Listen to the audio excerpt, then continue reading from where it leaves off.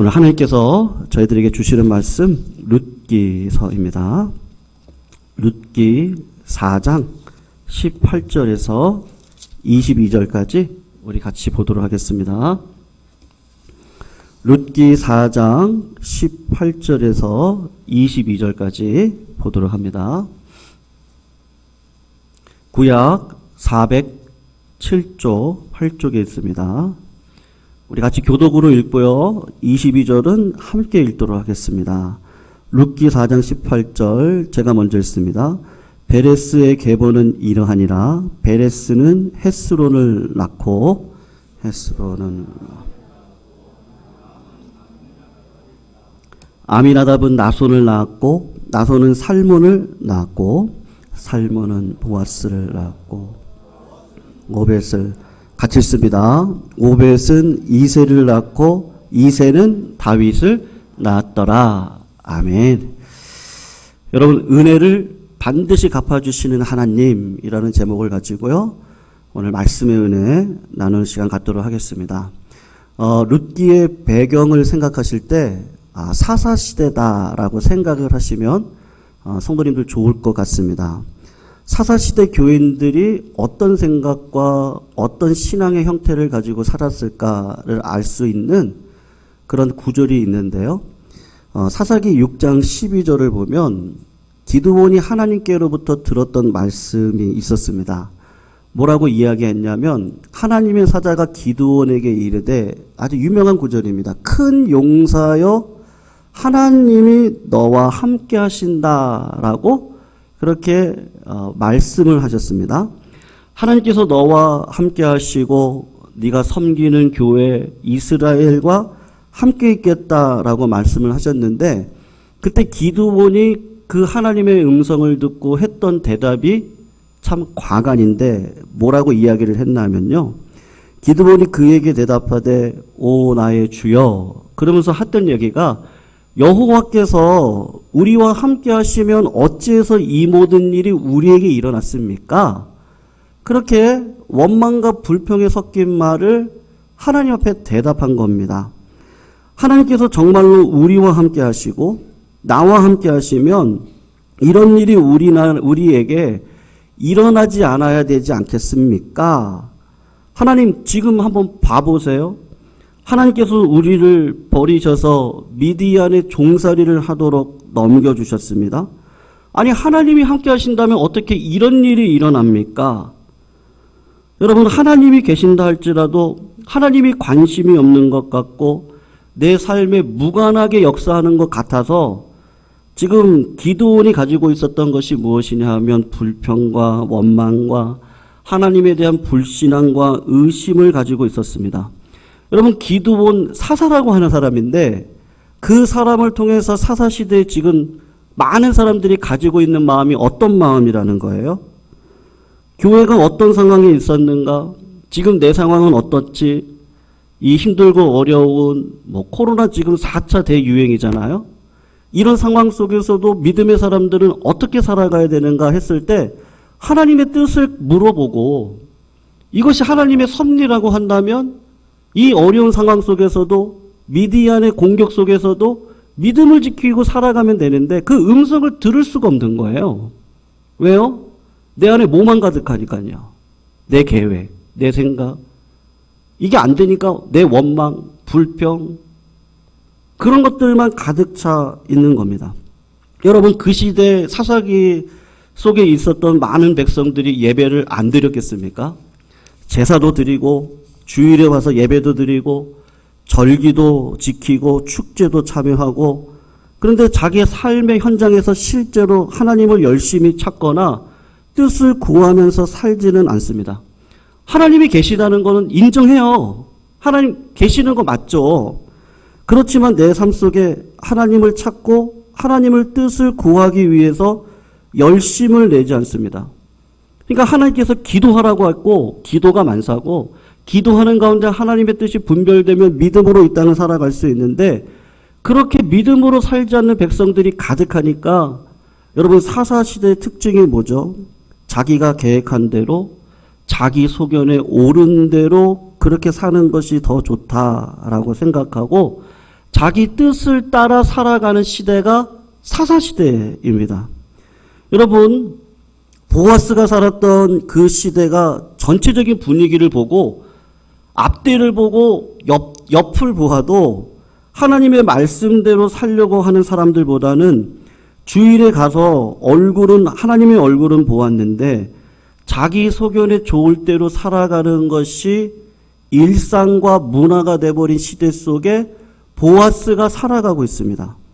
여러분, 이 보아스는 그런 시대 속에 조금 특이한데 사실은 모든 부분에 있어서 이 사람은 유력한 사람이고 부자입니다. 염려할 것이나 부족한 것이 없음에도 불구하고 룻기에 나타난 보아스를 보면 어떤 인생을 살아요? 하나님의 말씀을 자기 마음 가운데 새기고 어떤 상황이 처해졌을 때 하나님께서 지금 나에게 어떻게 하라고 하는 것이지를 기도하고 묻고 간구해서 하나님의 뜻이라고 생각을 하면 믿음으로 살아가는 일에 있어서 성실함을 보여주고 있는 사람입니다. 여러분, 베들레헴은요, 지금은 유명한 동네가 되었지만 그 당시에 베들레헴은 제 고향이 경기도 연천인데 지금도 어떤 분들은 깡촌이라 그래요. 9시만 되면요, 사람들 안 지나다니고 그냥 강아지 우는 소리만 들립니다. 그냥 깡촌이죠. 베들레헴이 그런 동네고 그런 촌입니다. 보아스가 유력한 자라고 했는데 여러분, 촌에서 유명한 사람입니다. 이스라엘에서는 그렇게 유명한 사람이 아니거든요. 그러니까 보아스가 룻기에 기록된 것을 보면 여러분, 우리야 지금 보아스가 참 좋은 사람이다 그렇게 기억을 하는 거지, 그 당시 사람들이 보면은 보아스는요 그냥 촌 사람이에요. 그냥 촌에서나 유명하신 분이지 전국적으로 유명한 사람이 아닙니다. 근데 하나님께서 그를 기억하시고 그를 통해서 뜻밖의 놀라운 일을 행하시는데, 다윗이 누구를 통해서 나와요? 오늘 족보를 보시면 보아스의 가문을 통해서 나오고 있어요. 여러분, 사람은 뿌린 대로 거두게 되어져 있습니다. 무엇으로 심든지 내가 심은 대로 나옵니다. 그게 하나님께서 저희들에게 주시는 법칙입니다. 오늘 꼭 한 가지 기억하고 싶은 게 있는데, 보아스가 어떤 마음을 가졌길래 하나님께서 율법에 금했던 여자, 모압 여자입니다. 과부였던 룻하고 결혼할 수 있습니까? 경제적으로 손실이 굉장히 많을 텐데 경제적인 손실 더하기 신명기에서 여호와의 회중에 들어오지 못한 사람이라고 언급했던 모압 사람, 과부였던 룻하고 어떻게 결혼을 할 수 있게 되었습니까? 여러분, 오늘 본문 4장 20절을 보시면 거기 힌트가 나오는데요. 한번 4장 20절 말씀을 같이 한번 읽어볼까요? 4장 20절 한 번만 비춰주세요. 한번 읽어보겠습니다. 시작. 아미나답은요 나손을 낳았고 나손은 살몬을 낳았고, 그 다음 21절을 한번 보시면요, 살몬은 보아스를 낳았고, 여기까지만 보도록 하겠습니다. 여러분, 보아스가 어떻게 룻과 같은 여자하고 결혼을 합니까? 그 답이 그 아버지 살몬을 보면 알 수가 있습니다. 여러분, 보아스의 아버지 살몬의 아내가 누구예요? 혹시 아십니까? 살몬의 아내가 누구죠? 여리고성의 창녀였던 라합이라고 하는 여자입니다. 여러분, 제가 질문을 한번 드릴게요. 보아스가 모압 여자 그리고 과부인 룻하고 결혼하는 게 어려웠겠습니까? 아니면 살몬이 여리고성의 창녀였던 라합하고 결혼하는 게 어려웠겠습니까? 둘 중에 누가 더 어려웠겠어요? 창녀랑 결혼하는 게 어려웠겠어요? 아니면 이방 여자인데 이제 남편 없어요, 과부랑 결혼하는 게 어려웠겠습니까? 우리는 말을 하지 않아도 그 아버지 살몬의 결혼이 더 힘들다는 것을 압니다.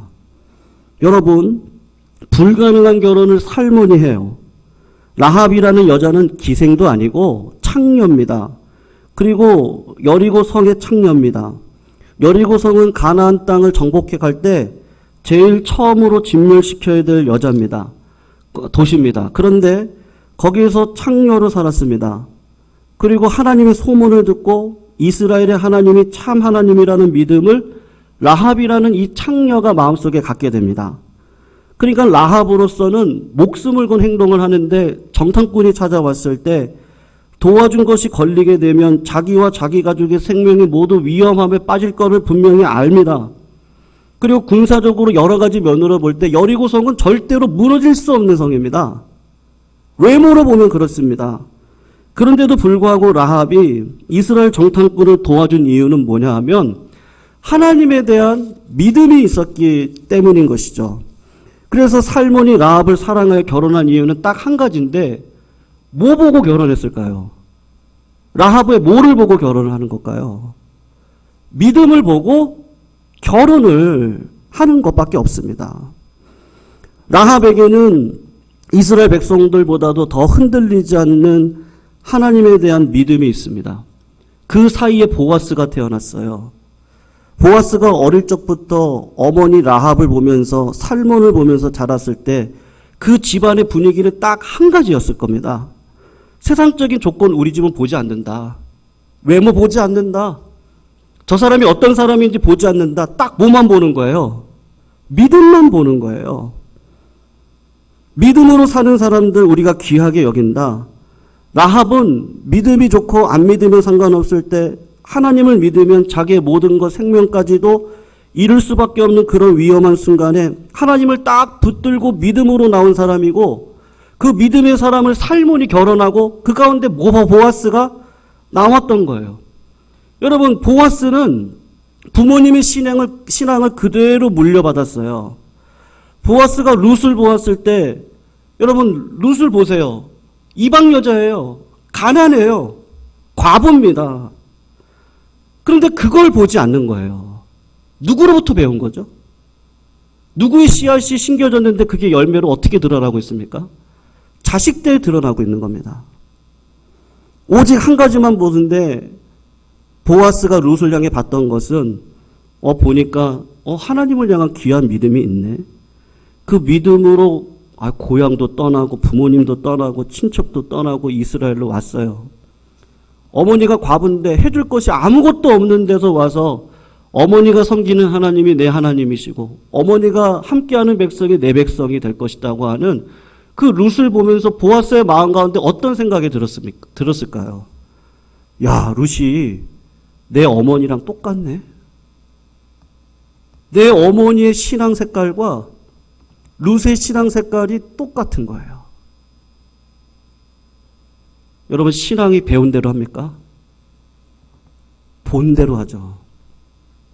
신앙은요, 부모님의 그 등, 결정적일 때 교회를 향해, 성도를 향해, 그 믿음의 삶을 살아갔던 그 부모님의 그 등, 그걸 보고 보아스도 믿음으로 자기의 삶을 선택하는데 룻을 보니까 이방 여인이고 과부고 아무것도 없는 여자인데 야, 믿음 하나는 확실하구나. 우리 어머니 같네. 우리 엄마 같네. 그 여자랑 결혼을 한 것입니다.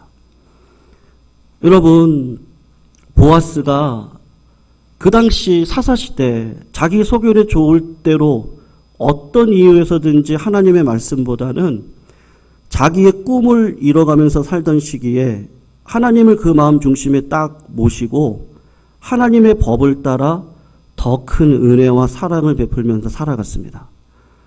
여러분 그런 자에게 하나님께서 어떤 하나님으로 드러나실 것 같습니까? 그렇게 믿음이 있는 사람한테 어떤 하나님으로 반드시 갚아주시겠습니까? 우리가 말씀을 하나 좀 찾아보시면 좋겠는데요. 시편 37편 1절에서 12절 말씀입니다. 죄송합니다. 제가 저기 방송에 올렸는데요. 우리 화면을 한번 보도록 하겠습니다. 시편 37편 1절에서 11절 우리가 교독으로 읽고 마지막 11절 우리 같이 한번 읽고 이후에 말씀을 잠깐 나누겠습니다. 제가 1절 읽을게요. 악을 행하는 자들 때문에 불평하지 말며 불의를 행하는 자들을 시기하지 말지어다.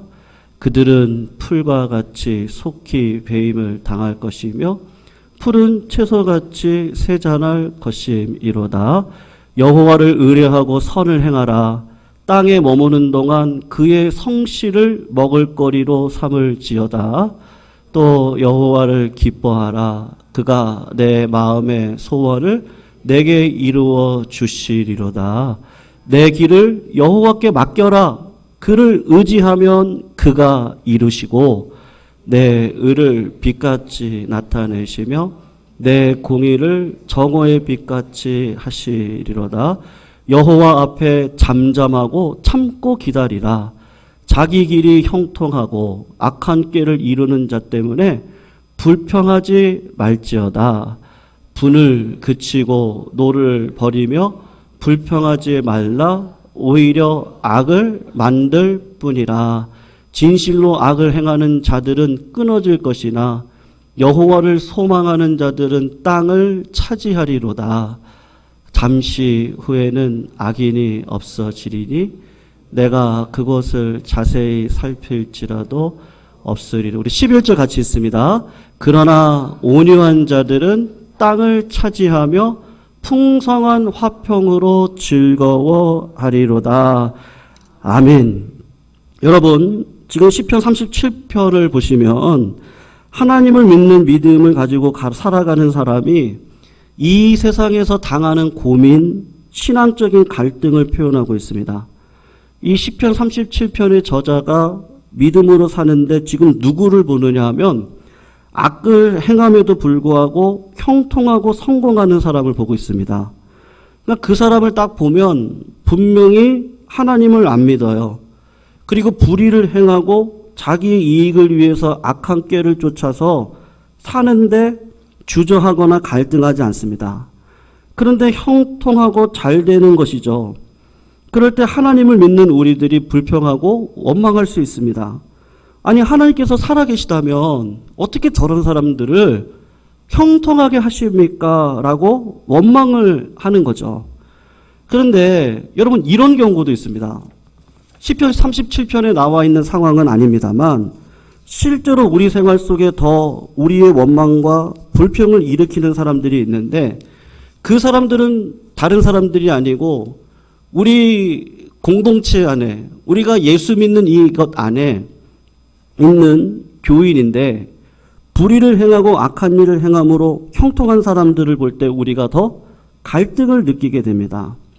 아예 하나님을 안 믿는 사람이면 악을 행하고 세상의 욕심과 악한 길을 이루면서 형통할 때는 우리는 믿음이 있으니까 포기를 합니다. 하나님을 안 믿는 사람이니까, 그리고 결국 저 사람은 하나님의 심판을 받을 것이니까 이런 말을 하면서 쉽게 넘어갈 수 있는데, 갈등을 일으키는 것은요, 주일날 같이 예배를 드립니다. 그런데 생활을 보니까 저 사람이 분명히 불의를 행하고 있습니다. 악한 꾀를 구하면서 삶을 살아갑니다. 그런데 놀라운 것이 무엇이냐면 망하거나 심판을 받지 않고 성공을 합니다. 그럴 때 하나님의 말씀대로 살아가는 사람의 마음속에 딱 이게 들어오는데 원망과 불평이 들어옵니다. 누구에 대해서 들어오는 거죠? 결국은 하나님에 대해서 원망하고 불평하는 거죠. 그리고 뭐라고 이야기하겠습니까? 하나님, 저는 믿음으로 살고 말씀대로 살려고 하는데 생활이 이렇게 힘이 든데 저 사람은 하나님을 믿는다고 하면서 불의를 행하고 있음에도 불구하고 형통하게 되는데 왜 이런 일이 벌어집니까? 그렇게 불평을 하게 됩니다. 그럴 때 쉽게 어떤 유혹에 빠지느냐 하면 한국교회가 걸어갔던 길인데요. 똑같은 신자인데 저렇게 해도 괜찮네? 말씀의 기준이 어느 순간 사라져버립니다. 그리고 불의와 불법을 행하고 형통한 사람이 승승장구하는 것을 보면서 나도 그냥 조금씩 굳이 완전히 100% 말씀대로 살아갈 필요 있을까? 그냥 조금씩 그렇게 살다 보면 세상에 유익도 없고 하나님께서 주시는 유익도 없고 그렇게 살아가지 상관없네, 그런 유혹에 빠질 수가 있는 겁니다. 여러분, 하나님께서 그런 갈등을 하시고 우리들에게 주시는 말씀을 오늘 이 37편의 말씀인데 불의와 불법을 행하고 형통한 사람들을 자세히 보라는 거예요. 정말로 부러워할 만한 것이 있는지를 살펴보라고 하는 겁니다. 여러분, 하나님을 믿지만 생활 속에서 하나님의 법을 깨트리고 세상의 욕심과 불의를 행하면서 형통하게 살아가는 사람들이 뭐가 그렇게 부러워요? 지금 하나님이 그 이야기를 하는 겁니다. 베들레헴 시골 촌에서 살아가고 있는 보아스가 하나님께 그렇게 불평할 수 있습니다. 그 당시 위대하게 쓰임받았던 전국적으로 유명한 사람들이 기드온이고 입다입니다. 근데 보아스가 보니까 기드온? 어디서 배웠는지 모르겠는데 백성들한테 금꼬리를 달라 그래서 그걸 모아가지고 에봇을 만들어서 자기 집에다가 갖다 놓고 자기 가문을 하나님의 영광보다 더 높게 올리는 사람이 기드온입니다. 아니, 어디서 배웠는데 저런 사람이 사사예요?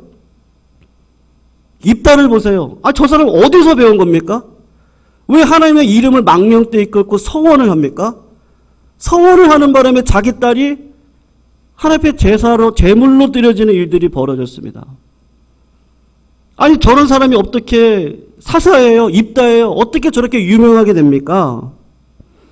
여러 가지 배경이나 믿음의 선배로 볼 때, 신앙의 태도로 볼 때 나보다 못한 사람을 사사로 불러서 하나님께서 유명하게 하시고 나는 믿음으로 삶으로도 불구하고 무명하고 아무도 알아주지 않는 삶을 살게 하는 것 같아요. 하나님께서 우리에게 하시는 말씀은 그렇게 불의를 행하고 악을 행하면서 형통하게 사는 사람을 부러워하지 말아라. 왜요? 우리의 인생이 기껏해야 100년입니다. 우린 그걸 지나가면 영원을 살 사람들이에요. 그 100년의 인생의 영화와 성공은 속히 지나가고 끊어집니다. 그 사람들이 지금은 땅을 차지하고 있는 것 같아요. 꾀를 쓰고 머리를 쓰고 불의를 행함으로 그들이 원하는 걸요 다 얻어내는 것 같아요. 다 얻어내겠죠. 그러나 길게 보면 땅을 차지하는 사람은 어떤 사람이라고 시편 37편에서 이야기하고 있습니까? 하나님 앞에 잠잠히 참아 기다리며 기도하는 사람. 여러분, 시편 37편 11절 마지막 말씀인데요. 아까 제가 2번 읽고 싶었는데 제가 읽어드리겠습니다. 그러나 온유한 사람은 땅을 차지합니다. 풍성한 화평으로 즐거워할 겁니다. 하나님 그 증거를 대보세요. 그게 오늘 계보에 나오는 증거입니다. 룻기를 통해서 보아스가 나옵니다. 여러분, 룻의 삶을 보세요. 땅을 다 잃어버린 것 같아요. 손해를 본 것 같아요. 어떻게 보면 어리석은 투자를 한 것 같아요. 아니, 어떻게 룻에게 투자를 합니까? 가난한 여자고 그 여자 사이에서 아들이 태어나면 자기 재산의 일부를 상속해야 될 뿐만 아니라 엘리멜렉에 있었던 땅이 다 그 아들에게 넘어갑니다. 내게 아닙니다. 어떻게 그런 손해를 봅니까? 근데 하나님께서 이야기하시는 게 손해가 아니고 보아스가 온유한 자라는 거예요. 여러분, 나중에 하나님께서 이스라엘 백성들에게 허락한 땅, 저 북쪽부터 아래 남쪽까지 그 땅을 나중에 누가 차지하죠? 보아스의 자손이었던 다윗이 마침내 그 땅을 차지하게 됩니다. 사랑하는 성도님들, 시편 37편에서 하나님께서 우리들에게 권면하시는 말씀은 그래서 불평하거나 원망하지 말아라. 악한 자의 형통에 대해 분노하지 말아라. 하나님을 믿고 하나님 되심을 의지하고 그냥 믿음대로 선을 행하고 삶을 살아가십시오. 그러면 하나님께서 하나님을 성실하시고 인자하시니까 반드시 나에게 좋은 것을 주실 겁니다. 그러니까 사랑하는 성도님들, 하나님 앞에 잠잠히 참고 기도하시고 하나님의 성실을 음식으로 삼아 하루를 성실하게 살아가십시오. 성도님, 그렇게 살아가시기를 주님의 이름으로 축원합니다. 성도님, 꼭 부탁드립니다. 우리 교회 부흥을 위해서 꼭 기도하시기를 부탁드려요. 아멘이시죠? 여러분, 기도하셔야 돼요. 기도하셔야 됩니다. 하나님께서 주기도문을 통해서 예수님께서 기도를 가르치실 때 하나님의 이름이 거룩히 여김을 받으세요. 그리고 기도했던 게 뭐죠? 하나님의 뜻이 이 땅 가운데 임하도록 기도하라고 하나님께서 말씀하셨습니다. 여러분, 기도하지 않으면 하나님이 절대로 역사하지 않아요. 여러분, 기도할 때를 보세요. 내가 기도하는 게 당장 이루어지나요? 오늘 새벽에도 와서 제가 본당에 있을 때 기도가 잘 나오면 좋겠는데 안 나올 때도 있거든요. 그러면 그냥 자리에 앉아 있는 거예요. 앉아서 10분, 15분. 그것도 약간 지겨우니까 여기 예배당을 이렇게 좀 걸어요. 사회사를 걸으면서 기도를 합니다. 하나님, 우리 교회를 통해서 하나님의 뜻이 이루어지는 교회가 되게 해주세요. 하나님, 하나님의 뜻이 무엇인지를 저 너무 부족해요. 저 무지몽매해요. 하나님, 알려주세요. 이렇게 힘들고 어려운 상황 속에서도 하나님의 뜻이 무엇인지만 분별되어지면요, 어떠한 상황 속에서도 요동하지 않아요. 여러분, 의인이 요동함을 하나님이 허락하십니까? 악인은 흔들리는 걸 허용하세요. 바람에 난 겨와 같아요. 근데 의인은 허용하는 법이 없어요. 어떠한 상황 속에서도 믿음으로 살아갑니다. 여러분, 하나님의 뜻이 언제 이루어지겠습니까? 그건 알 수 없습니다. 그런데 하나님의 뜻을 이루기 위해 지금 우리를 교회로 부르시고 성도로 부르셨어요. 그럼 우리가 해야 될 일은 딱 하나밖에 없어요.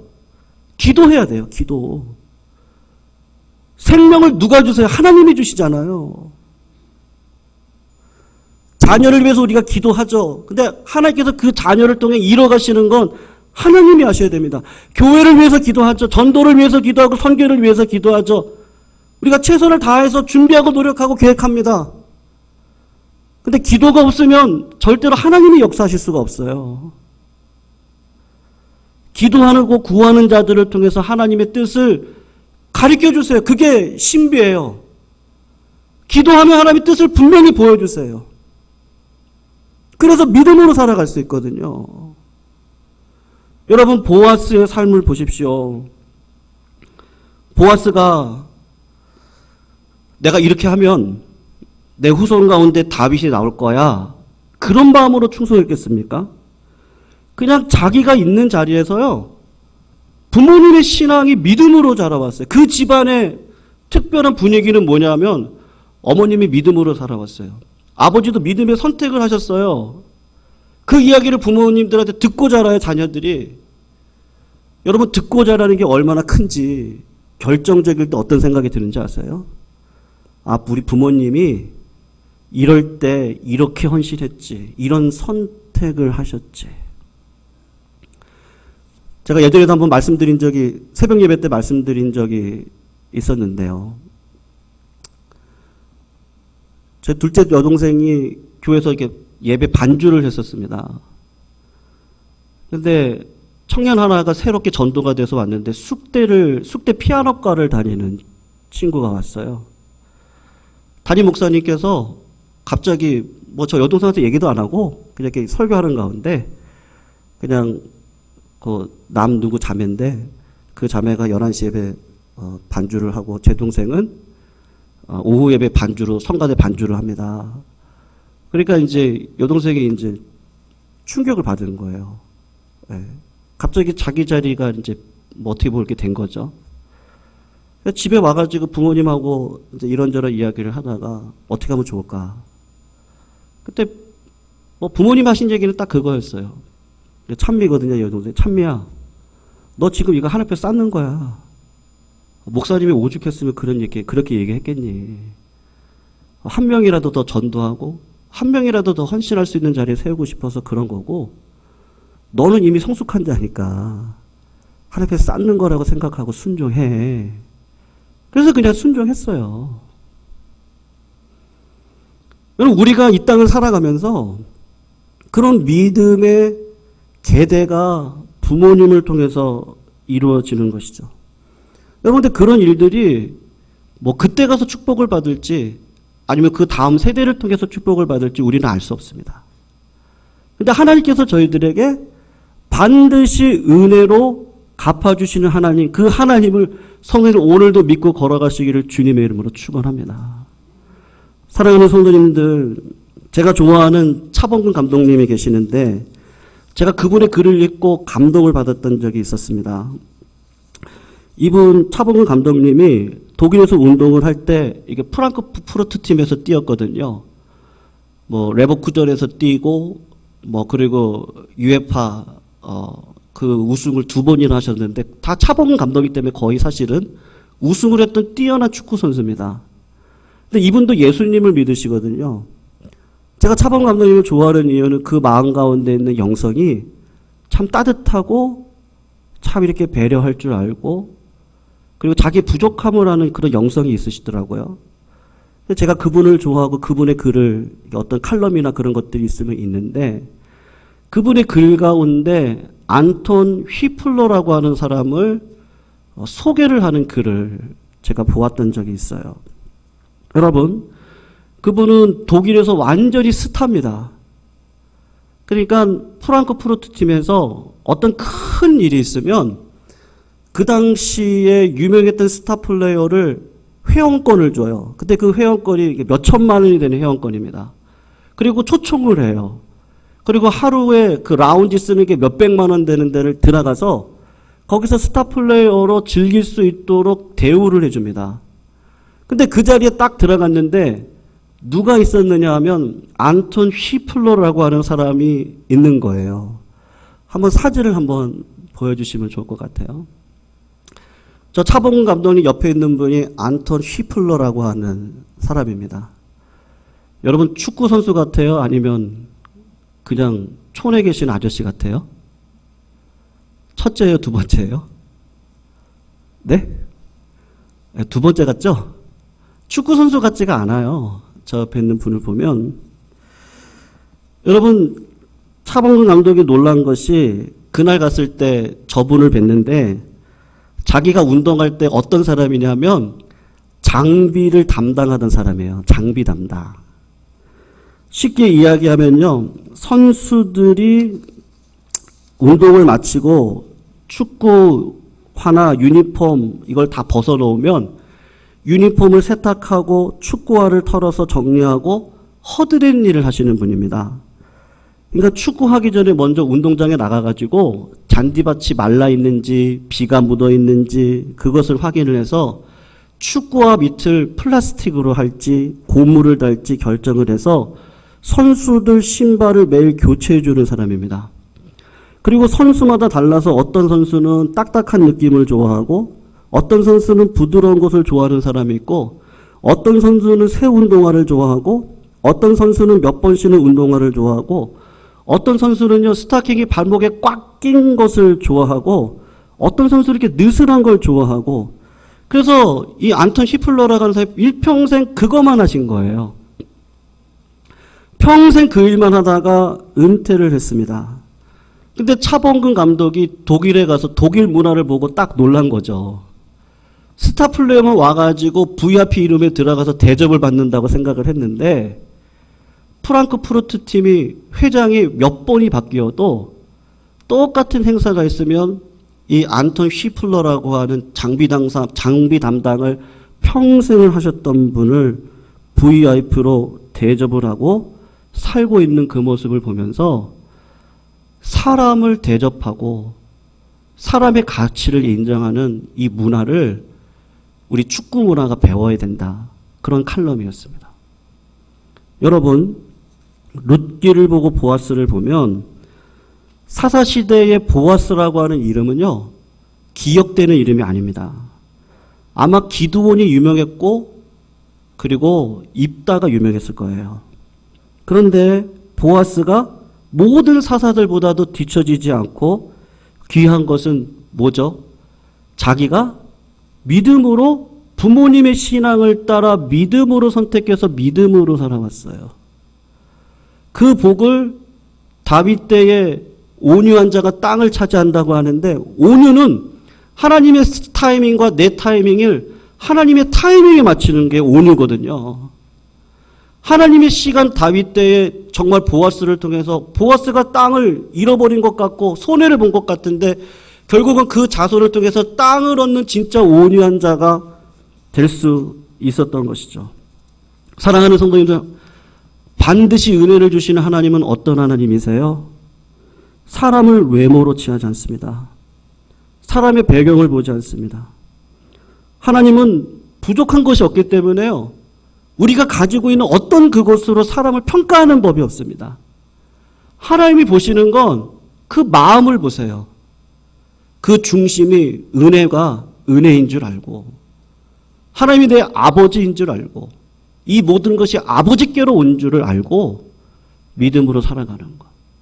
선생님들, 4차 대유행을 누가 주셨어요? 누가 주셨습니까? 이게 진짜 중요한데요. 4차 대유행의 은혜를 누가 주셨습니까? 왜 대답 안 하세요? 제가 힌트 알려드릴게요. 하씨예요. 네. 4차 대유행의 은혜를 누가 주셨습니까? 잘 모르시는 것 같아요. 다시 한번.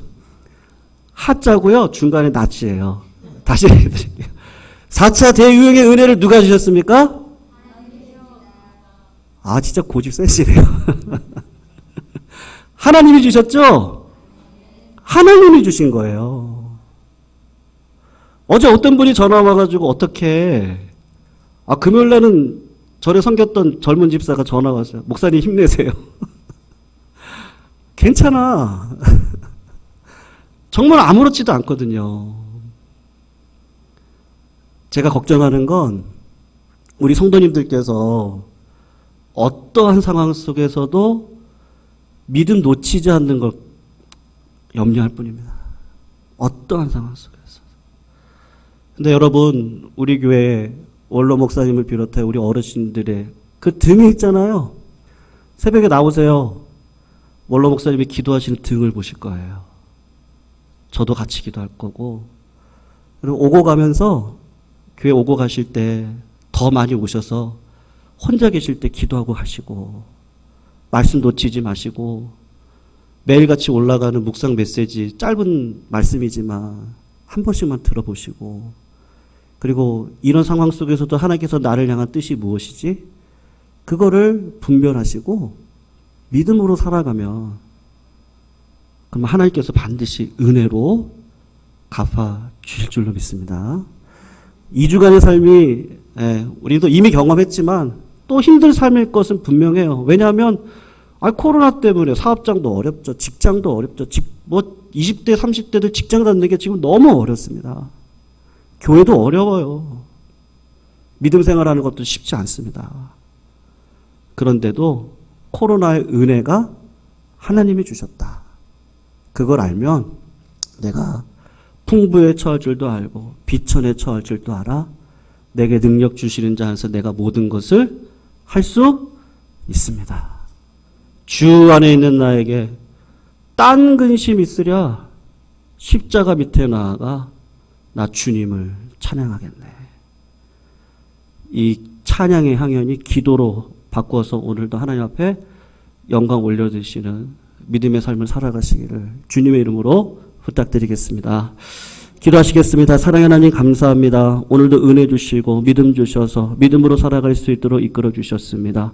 믿음의 좋은 어르신들, 선배들, 후배들 허락하셔서 믿음으로 살아갈 수 있는 공동체를 주신 것 감사함을 올려드립니다. 앞으로 2주간 비대면의 예배 속에서 저희들 믿음 붙들고 살아가야 될 터인데, 하나님 어찌하든지 기도하고 말씀 들어 하나님의 뜻을 분별하여 이 땅 가운데 하나님의 은혜를 흘려보낼 수 있는 믿음의 삶을 살아가게 하여 주시옵소서.